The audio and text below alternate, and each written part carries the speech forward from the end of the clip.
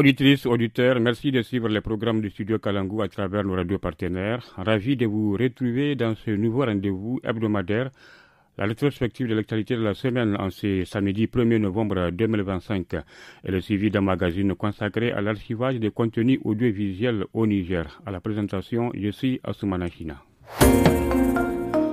Nous ouvrons cette rétrospective avec le comité de gestion du Fonds de solidarité pour la sauvegarde de la patrie FSSP qui, lors d'un point de presse tenu jeudi à Niamey, a présenté une nouvelle ordonnance introduisant divers prélèvements dans plusieurs secteurs.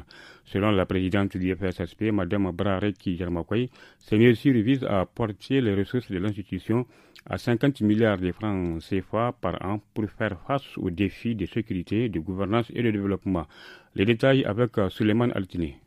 En effet, la nouvelle ordonnance du 22 octobre 2025 qui abroge celle de 2023 portant prélèvement de fonds pour le FSSP vise à élargir son assiette financière pour renforcer ses ressources. Cette mesure prévoit de nouveaux prélèvements sur les salaires, les indemnités, des taxes sur les produits importés, sur les exportations agricoles, mais également des contributions des établissements publics et des grandes entreprises. Par exemple, il est mentionné que le taux de prélèvement sur les salaires, qu'il soit du secteur public, privé ou parapublic, est de 1% sur le salaire net, en plus d'une taxe spéciale sur certains avantages. Ces prélèvements visent à renforcer les ressources nationales pour faire face aux défis de sécurité, de gouvernance et de développement, tout en cherchant à améliorer l'autonomie financière et la souveraineté économique du pays.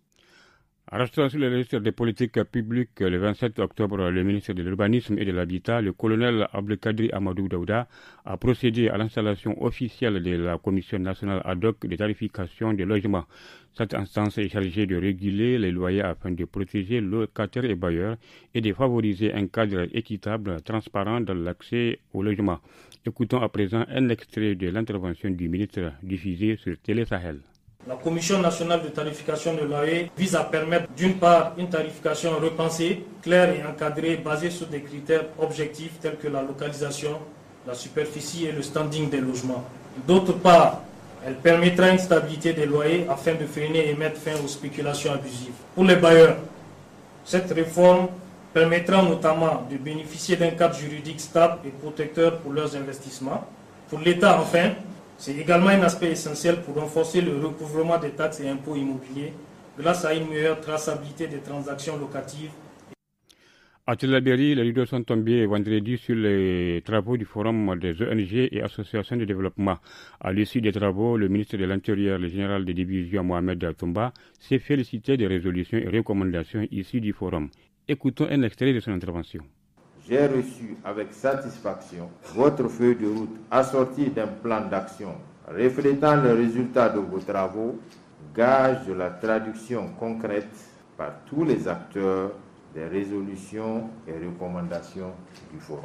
Il s'agit de l'alignement des interventions des ONG et associations de développement, le respect des outils de planification nationale et locale, la prise en compte des urgences humanitaires et sociales, le respect des exigences et défis sécuritaires, la mise en place d'un cadre de concertation nationale État-ONG en tenant compte des réalités régionales et locales. Dans le même dossier, les participantes et participants ont abordé plusieurs sujets de préoccupation, indique Mme Amil Maïga Aminata, représentante de la Chambre de concertation des ONG et associations de développement. Les ONG au Niger ont fait beaucoup pour le développement de ce pays-là. Et on va continuer à le faire. Mais comme tout le monde l'a dit, il faut encadrer le domaine. Faire vraiment de l'application du faire-faire quelque chose d'important dans ce pays-là. On a beaucoup d'ONG étrangères, mais normalement, ces ONG ne doivent pas aller vers la population sans passer par les structures nationales. Si on peut suivre cette logique-là, au Niger, on aura déjà tout gagné. En santé, une campagne régionale de vaccination préventive contre la fièvre jaune a débuté lundi dans la région de Tawa et prendra fin demain 2 novembre 2025. Elle concerne les personnes âgées de 9 mois à 60 ans, à l'exception des femmes enceintes. La responsable du district sanitaire de Berninkoni, Dr Nana Mariama Maman, apporte davantage de précisions. La fièvre jaune est une fièvre virale hémorragique. C'est une maladie à potentiel épidémique. Cette campagne a été organisée du fait que la région de Tawa, nous avons eu à avoir des cas confirmés de cette maladie en 2024 au niveau des districts sanitaires de Keita qui ont eu déjà à faire une campagne réactionnelle depuis 2024. Donc c'est suite à ça que vraiment les autorités ont organisé cette campagne pour protéger la population dans tous les districts de la région à l'exception de Keita qui a eu à réaliser la campagne en 2024. Toujours en santé, la Commission nationale indépendante d'organisation de l'examen unique de certification en santé a proclamé lundi les résultats officiels de la session 2025. Le taux de réussite est de 89%, soit 6 895 admis sur 7 748 présents, contre 88,6% à la session précédente. L'examen mis en place par le ministère de la Santé publique vise à harmoniser les formations et à garantir la qualité des soins au Niger. Il concerne notamment les filières agents de santé de base, licence en sciences infirmières et obstétricales, licence en biologie médicale, santé environnementale et assistanat social.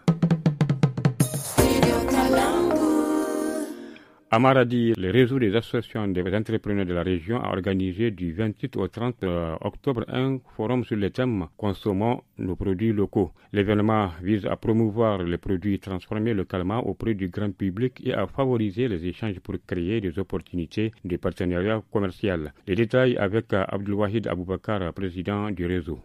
Les transformateurs installés dans les villages disposent des produits agricoles, tandis que ceux des zones urbaines en manquent. Si nous parvenons à créer un partenariat entre eux, les transformateurs urbains auront ainsi des fournisseurs en produits agricoles locaux en vue de la commercialisation. C'est pour atteindre cet objectif que nous avons initié cette rencontre. Par ailleurs, de nombreuses ONG soutiennent les femmes actives dans le secteur agricole en milieu rural, mais celles-ci rencontrent des difficultés à écouler leur production. Nous œuvrons donc à faciliter l'écoulement de leurs produits sans difficulté.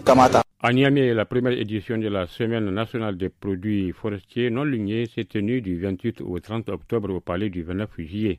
Pendant ces 3 jours, divers produits dérivés des espèces non ligneuses du Niger ont été exposés. La colonelle des eaux et forêts Hamsatou Amadou Harouna, directrice de la promotion de l'économie verte au ministère de l'Environnement, revient sur les objectifs de cette initiative. L'objectif de cette semaine nationale, c'est d'assurer une visibilité des produits forestiers non lignés afin d'attirer les investissements dans le cadre du développement de ces produits. C'est pourquoi nous avons invité les acteurs de 8 régions du pays à venir exposer leurs produits. Un produit forestier non ligneux, c'est tout ce qui est issu de l'arbre, sans le bois. On peut compter les feuilles, les fruits, les fleurs, les amandes. Ces produits-là rentrent dans la transformation qu'on appelle des produits dérivés, dans entre autres les jus, les couscous, les infusions qu'on appelle thé, les biscuits. Il y a un jury qui est mis en place pour apprécier tous les produits. Et après, il y aura une remise de prix durant les 3 jours.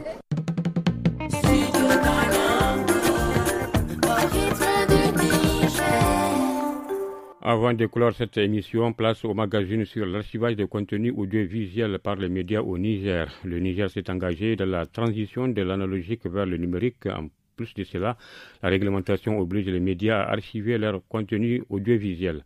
Notre reporter Habibou Garba a voulu en savoir plus sur comment les médias procèdent. Voici son reportage. Les archives audiovisuelles racontent l'histoire du Niger. Leur numérisation les protège et les rend accessibles. Le pays a engagé la transition de l'analogie vers le numérique. Une réglementation impose l'archivage aux radios et télévisions, précise Garba Ousmane, secrétaire général de l'Observatoire national de la communication. Il y a la loi portant audiovisuel du 27 avril 2018 qui, à son article 12, dit clairement que les éditeurs de services de radio ou de télévision conservent un enregistrement des émissions diffusées ainsi que des conducteurs de programmes correspondants pour une période de 3 mois à compter de leur diffusion. C'est une obligation de la loi. De nombreux médias sont à pied d'œuvre pour se conformer. À la voix d'Israël, première radio diffusion du Niger, Madame Mustafa Foussein nous reçoit dans la salle des archives qui lui sert de bureau. Sur les étagères, des centaines de cassettes audio, des sons d'une autre époque sur des bandes magnétiques fragiles. Ici, à la Voix du Sahel, on est en train de numériser les archives sonores parce que la numérisation est à l'heure actuelle l'outil le plus facile à examiner. C'est pour cela qu'on marche avec l'évolution de la technologie. Aujourd'hui, on a presque fini tous les bandes parce qu'avant, on travaillait avec les bandes. La préservation du patrimoine audiovisuel est nécessaire, mais demeure un défi. Tidjani Amadou, responsable technique de la première télévision privée du Niger, détaille sa méthode d'archivage. Nous archivons sur des disques durs externes. Au besoin, nous faisons des copies et on les rediffuse sur la chaîne. J'ai commencé à archiver en 2012. Archiver nous aide à avoir les images ou parfois toutes les émissions pour rediffuser.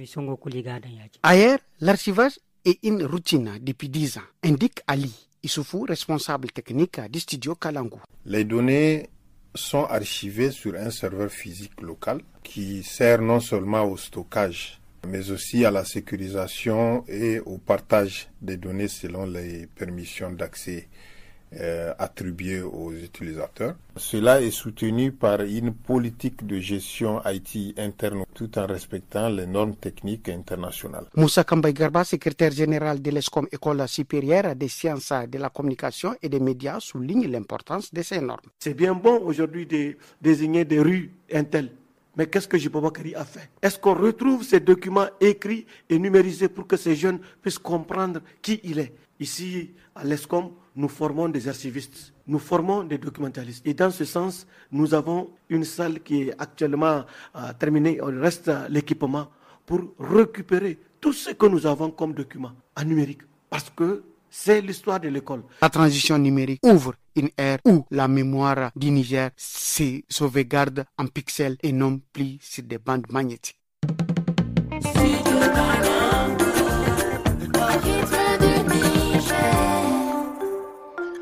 Ici prend fin la rétrospective de l'actualité de cette semaine. Merci de votre attention et à la semaine prochaine.